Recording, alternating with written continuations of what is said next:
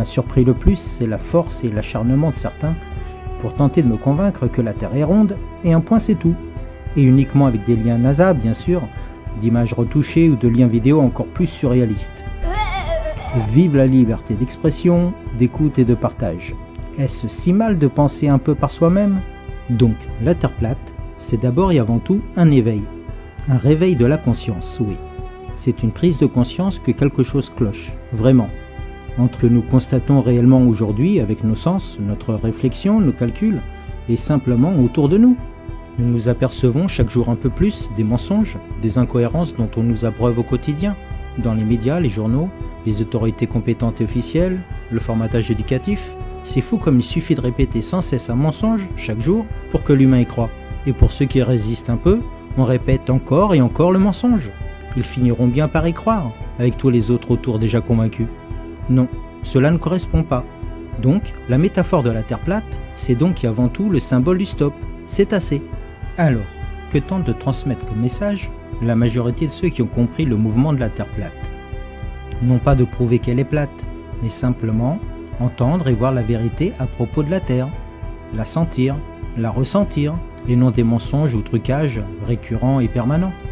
S'il y avait des preuves, photos ou vidéos, d'une Terre plate ou autre, et qu'elle soit ronde, plate, creuse, en dôme, en pyramide, en cube ou en tortue, c'est pas grave, on vous les montrerait volontiers. Bref, jusque-là, aucune vraie photo ou vidéo de la Terre au naturel, dans son intégralité, dans son ensemble, en résumé en vue globale, qui ne soit retouchée. Des morceaux ou parties de la Terre, un par un, oui c'est vrai, mais on peut aisément réaliser ces clichés par ballon aérien ou par avion cartographique, et même par drone aujourd'hui. On s'attend quand même à mieux que cela, à notre époque et avec nos moyens. Vérifiez vraiment, comparez vraiment. Nous désirons, juste et avant tout, savoir la vraie vérité à propos de notre planète, quelle qu'elle soit. Avoir de vraies images, de vraies vidéos, dans sa vision réelle et naturelle, et non pas des petites parties ou morceaux photographiés un par un et réassemblés par infographie sur une sphère virtuelle, puis retouchés et sublimés encore par un logiciel type Photoshop. Nous désirons de vraies photos et vraies vidéos de la Terre, dans sa globalité, en entier, en live et au naturel, non retouchées. En tant que terrien, humain, mon premier réflexe, si j'allais dans l'espace, ou si j'envoyais un super télescope là-haut, je ferais des tas de photos de la Terre, de tous les côtés, selon les saisons, voir les pôles et leur immensité de glace vierge, ou voir la Terre de nuit avec ses villes illuminées, selon les fêtes nationales de chaque pays, de chaque culture, et je me placerai comme tout bon photographe amateur dans de bonnes conditions de distance et de lumière. La base quoi, pas vous? Qu'on nous montre alors simplement et concrètement, avec les divers moyens techniques actuels et possibles. Alors, pourquoi tant de mal à nous montrer la Terre telle qu'elle est décrite officiellement? Une Terre au périmètre de 40 000 km environ, avec un rayon moyen de 6371 km. De qui se moque-t-on? Eh bien de nous tous, mes amis. De moi, de vous. Montrez-la nous, telle qu'elle est dans son intégralité, dans sa réalité, au naturel, et prenons enfin de vraies et réelles mesures. C'est un droit légitime, un désir, un espoir commun à tous, à toute l'humanité, ne pensez-vous pas? Alors pour une demande si simple, pourquoi tant de difficultés?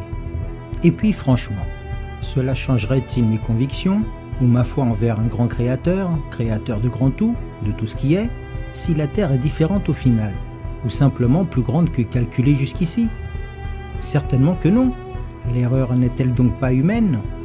Quel que soit le nom que je donne au créateur, ou de la façon dont je l'honore? Encore non. Je ne confonds pas la foi et la religion. Mais cela ouvrirait certainement les yeux et l'esprit sur ce monde, et surtout sur ceux qui veulent le gérer pour nous. Comment est donc réellement la Terre au final? Ce sera bien plus logique et plus clair dans quelques instants. Mais avant, c'est à vous de décider. Si vous voulez vraiment savoir, si vous voulez ôter quelques filtres qu'on vous applique depuis bien trop longtemps, si vous voulez encore plus ouvrir votre conscience à ce monde, ou si par contre, vous préférez ne pas savoir, ne pas voir, ne pas entendre. Libre à vous. Alors, il est encore temps de zapper cette vidéo dès maintenant. Je vous demanderai seulement d'écouter les informations énoncées, de ne pas croire aveuglément ce que je vous annonce, mais simplement de le vérifier par vous-même.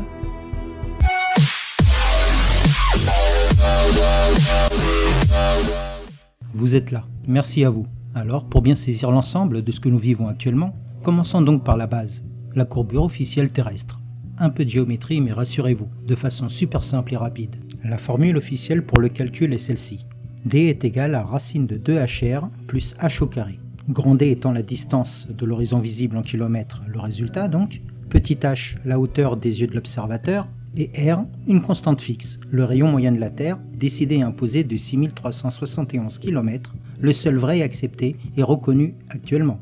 Vous trouverez plein de sites qui calculent cela en automatique. Ce qu'il y a d'important à retenir dans cette formule, c'est d'abord qu'en géométrie entre autres, dès qu'il y a des carrés ou des racines, les résultats sont souvent exponentiels. Un exemple concret.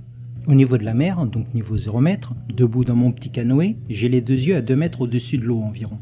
J'ai un ami dans un autre bateau, le même que moi, identique, et les yeux à 2 mètres au-dessus de l'eau aussi, qui s'éloigne de moi. Mon horizon visible, grâce à cette formule, est ainsi d'environ 5 km. Donc à 5 km, je vois encore mon ami dans le bateau, tout petit certes, mais il est donc visible. Sa barque aura de l'eau et ses yeux à 2 mètres au-dessus du niveau de l'eau aussi. Ce n'est qu'au double de cette distance, soit à 10 km qu'il disparaît presque, car il passe à moins 1,90 m en dessous de l'horizon, soit à moins 2 mètres environ. On aurait tendance à croire alors, par réflexe, qu'à 20 km de distance, c'est à moins 4 mètres sous l'horizon, soit le double de 10 km, ou bien qu'à 100 km de distance, c'est à moins 20 mètres sous l'horizon. Et non, que nenni. Le terme exponentiel, je vous dis. Je m'explique plus précisément. Car en réalité, selon cette formule et courbure, à 20 km de distance, mon ami sur la barque est déjà passé à moins 17,50 mètres sous l'horizon, et non les 4. À 100 km, il disparaît à moins 707 mètres sous l'horizon, et non les 20 mètres que l'on s'imagine par réflexe. Et à 200 km, directement à 2982 mètres, presque à moins 3 km sous l'horizon. Vous avez compris, c'est simple en fait. Voici un premier point expliqué. Il faut savoir que ce calcul pour la courbure de la Terre est juste tel quel. Personne ne le nie. Mais rappelez-vous le point commun et indissociable du calcul. C'est valable tel quel si et seulement si le rayon de la Terre ou le radius pour les matheux est bien de 6371 km, comme dit officiellement. Mais que seraient tous ces résultats si au lieu de 6371 km de rayon, je le calcule avec 8800 km ou 11 000 km de rayon? Tout serait bien différent, non? La Terre ne nous semblerait-elle pas plus plate que prévu? Par contre, cette première photo-ci permet de s'interroger vraiment sur notre réalité. Ce cliché des bâtiments de la skyline de Chicago a fait parler d'elle fortement. Les médias, étrangement bien intéressés tout d'un coup, ont repris aussitôt l'info, mais en la déclarant comme mirage et effet d'optique. J'ai appris qu'un mirage est généralement flou avec peu de détails et déformait même les images ou les inversait comme dans une chambre noire. Mais le souci majeur est que cette photo est prise de l'autre côté d'un grand lac, depuis exactement 60 miles, soit environ 96 km de distance. Ce cliché ne devrait pas pouvoir exister via la formule officielle, car à 96 km, le sol est à moins 633 mètres sous l'horizon selon la formule précédente, et la hauteur des gratte-ciel de Chicago ne le permet pas, normalement. Certains se sont donc remués un peu pour vérifier l'info, si vraiment mirage ou pas. Monsieur Rob Skiba a tenté l'expérience depuis l'autre côté de ce lac à différentes distances, soit à 42,6 miles, puis à bord d'un bateau à 40 miles de Chicago, puis 38 miles et enfin 31, soit dans l'ordre 68 km, 65, 61 et 50 km pour finir. Comment expliquer qu'à 65 km de distance, l'horizon officiel devait être environ à moins 270 mètres, même avec les yeux à 3 mètres au-dessus de l'eau, même avec des vagues et les remous, on voit les tours, les bâtiments de quasi plein pied. Va-t-on me raconter que c'est encore un mirage? Ou cela démontre bien et simplement que le rayon de la Terre est faux, si je vois cela? Ce n'est pas le seul cas répertorié. De nombreux cas sont en cours de divulgation. Ensuite, pour ceux qui croient encore que la NASA donne de vraies images, je ne vais pas répéter ce que tout le monde sait déjà. Que ce soit pour les photos de la Terre, dont certains croient que la célèbre Blue Marble est faite avec seulement 3 photos superposées, lisez simplement ce que dit le créateur de cette photo. Il n'a jamais eu entre les mains une seule photo de la Terre en intégrale, en vue totale. On lui a demandé de reconstituer des milliers de clichés, soit 4 mois de données satellites, de plans de Terre morcelés, le tout sur une sphère virtuelle. Pourquoi dissimuler que ce sont des images composées et non réelles? Certaines le sont pourtant bien mentionnées. Alors, pourquoi ne pas l'avouer pour toutes les images les plus importantes et dites officielles? Quant aux soi-disant réelles photos et vidéos du récent télescope DSC-OVR, ouvrez simplement vos sens. Déjà, trouvez-vous vraiment cela logique d'envoyer un télescope à 1 600 000 km de la Terre pour réaliser des images en haute définition? C'est comme si pour vous prendre en photo, proportionnellement, le photographe reculait bien loin, à 2 km 300 de vous, en vous disant « T'inquiète pas, j'ai un super zoom, j'ai tous les détails en haute qualité ». Allez-vous vraiment croire cela sans tiquer un peu? Alors, si vous y croyez encore, regardez simplement ceci. Lors de la rotation de la Terre, vous pensez vraiment que les nuages se déplacent ainsi, en synchro pendant des heures et se suivent tous, du nord comme au sud? Ou bien alors le mouvement des nuages sur Terre devrait plutôt ressembler à ceci, telle la mécanique des fluides. De même que pour le mouvement de la Lune, ne vous a-t-on pas appris que la Lune montre sans exception la même face à la Terre, due à sa lente révolution synchrone? Donc quand la Terre tourne de 1/4 de tour, la Lune doit orbiter autour de la Terre en faisant aussi 1/4 de tour.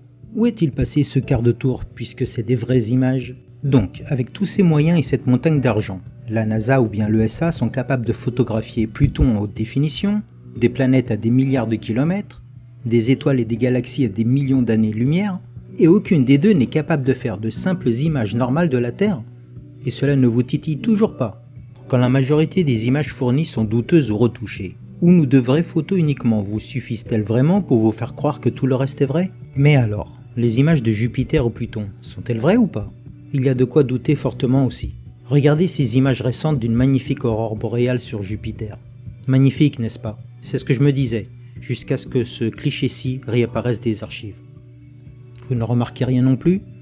On a simplement repris un ancien cliché, déjà faux à l'époque, sur lequel on rajoute un simple halo, comme si 2 ans plus tard on reprenait le même angle et la même distance pour refaire la photo, sans que la tache rouge de Jupiter n'ait changé entre-temps, et qu'on ait calibré la sonde exactement en même timing. Alors, où est le vrai, où est le faux? Bizarre, hein? L'argumentation de tout ceci, je vous rappelle, n'est pas de prouver que la Terre est 100% plate, mais déjà pour l'instant de vous démontrer que ce n'est en aucun cas ce que l'on vous montre officiellement, qu'une Terre ronde de 6371 km de rayon, telle que sur toutes ces photos ou vidéos truquées. C'est évident et malheureusement réel. Je veux bien qu'on ait de temps en temps des images retouchées, pour sublimer artistiquement une belle image, mais que l'on n'ait que cela à digérer en permanence, et aucune vraie photo ou vidéo non retouchée, j'ai vraiment du mal, pas vous? Alors, qui peut avoir cet intérêt à nous cacher la réalité de notre monde? Pour bien saisir l'ensemble, faisons quelques recherches rapides et tâchons de remarquer les coïncidences les plus récurrentes, qui ne devraient donc plus être de simples coïncidences au final, si elles ne sont pas rares et isolées. À cet instant, il est souhaitable de connaître quelques symboles et signes de certaines sociétés obscures et secrètes. Que cela soit la pyramide, avec ou sans l'œil, l'équerre, le compas, les colonnes, les carreaux à damier, le nombre 33, et que nous allons voir plus loin, ou bien encore l'aigle, ou encore la tête de mort. Mais quel rapport entre ceci et la Terre plate?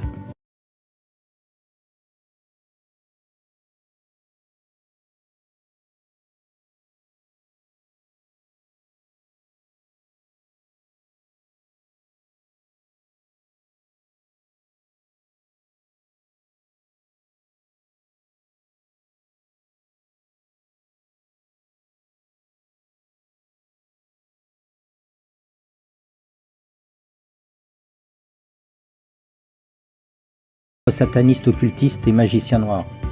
L. Ron Hubbard et son désir de contrôle de l'esprit des masses, que vous connaissiez mieux sous le terme de scientologie.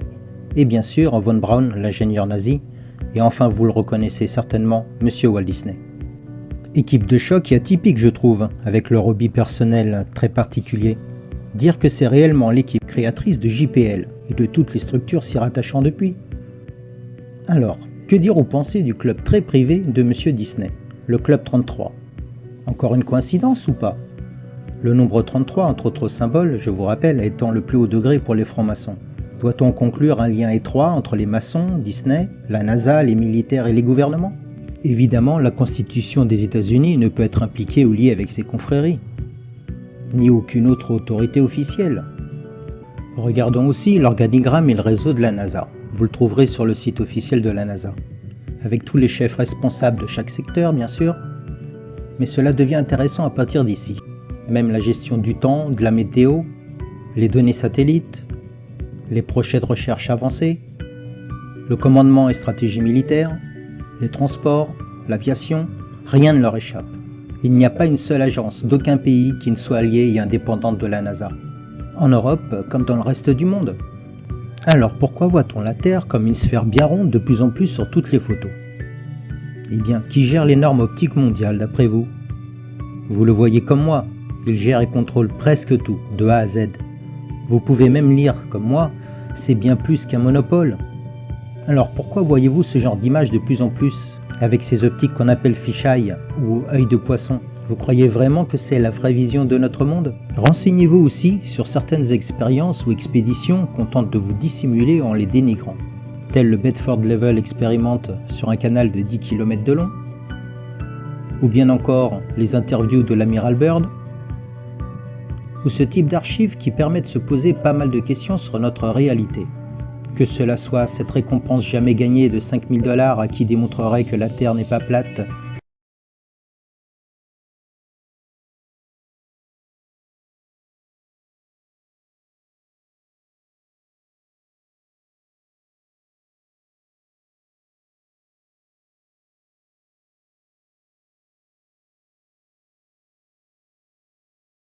a pour nom le Kobayashi World Map.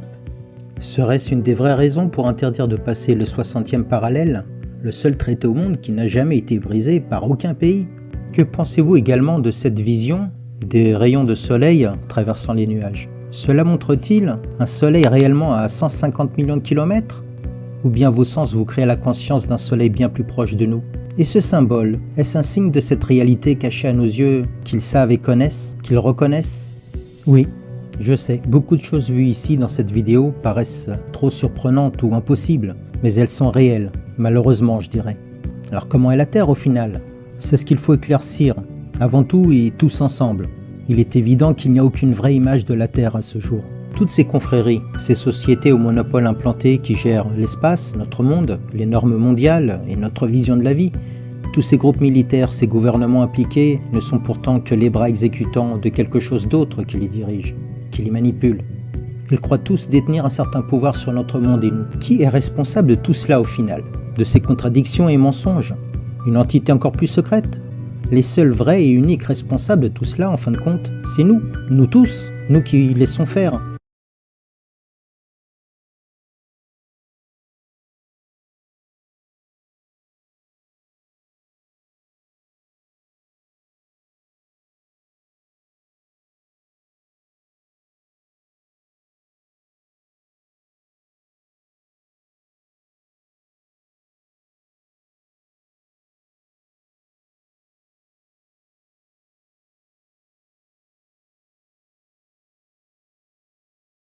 اللهم لا تؤاخذنا بما فعل السفهاء منا.